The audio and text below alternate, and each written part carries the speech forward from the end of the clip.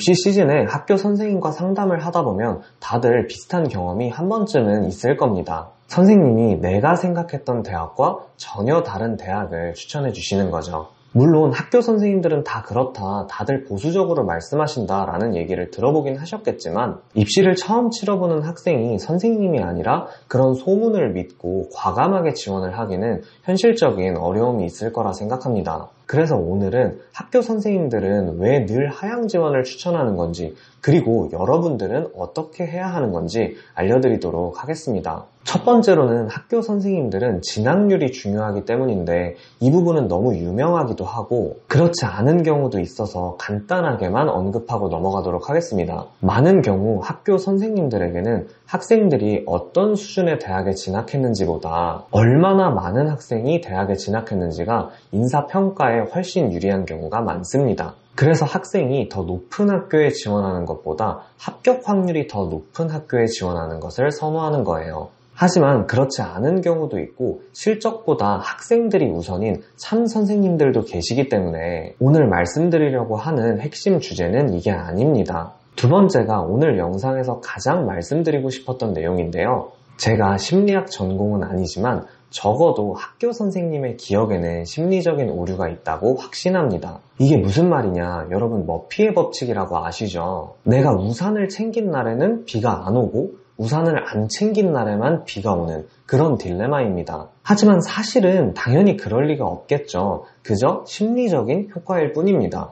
비가 온 날 내가 우산을 잘 챙겼으면 그건 전혀 특별한 날이 아니니까 기억에서 잊혀집니다. 하지만 비가 온 날 우산을 안 챙기면 비를 다 맞게 되고 그러면 그건 좋은 기억이 아니니까 그런 이벤트들은 강렬하게 기억에 남는다는 겁니다. 이게 입시를 치를 때 학교 선생님들이 똑같이 겪는 상황이에요. 학생이 입시에 성공하면 그 순간에는 선생님도 기쁘지만 사실 학생의 노력이 더 크기도 했고 그냥 감사 인사 한번 받으면 끝나는 정도가 많죠. 하지만 반대로 학생이 입시에 실패하면 그 원망의 화살이 선생님한테 가는 경우도 상당히 많습니다. 그러니까 실패가 성공보다 선생님의 기억에 더 강렬하게 남는다는 겁니다.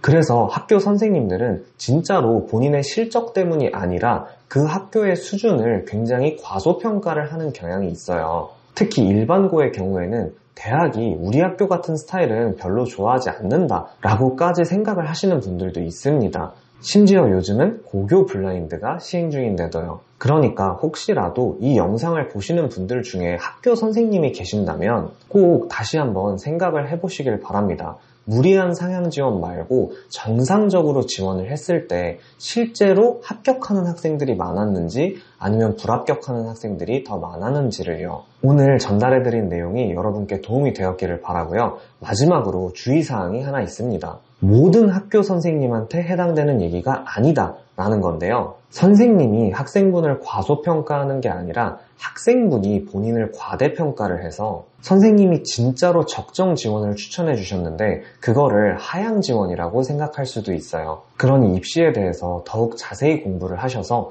그런 부분들을 조심하면서 현명하게 입시를 준비해 보시길 바라겠습니다. 감사합니다. 입시크릿이었습니다.